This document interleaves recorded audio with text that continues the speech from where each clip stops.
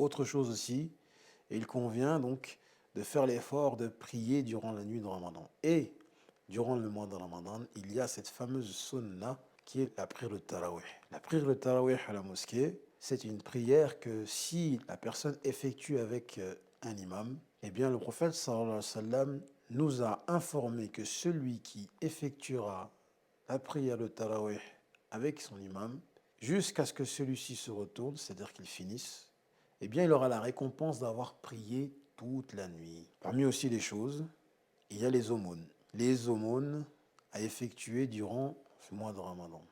Et pour cela, aujourd'hui, les moyens sont divers et variés, soit à travers les diverses associations caritatives qui œuvrent pour la communauté, ou simplement aussi pour les gens à proximité qui sont dans le besoin et la difficulté.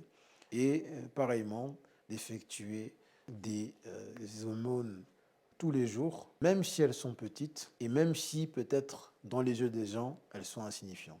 Le prophète, sallallahu alayhi wa sallam, nous a donné ce magnifique conseil qui dit justement donner en aumône ne serait-ce que la moitié d'une date. Et pour celui qui ne peut pas, de dire une bonne parole. Et on voit aussi que ce n'est pas la quantité qui compte auprès d'Allah, mais c'est la qualité de l'acte. Il nous a été rapporté cette belle histoire avec laquelle je terminerai, où une femme est venue demander l'aumône à la maison du messager d'Allah sallallahu alayhi wa sallam, puis qui trouva donc Aïcha radiyallahu anha, qui lui donna en aumône 3 petites dates.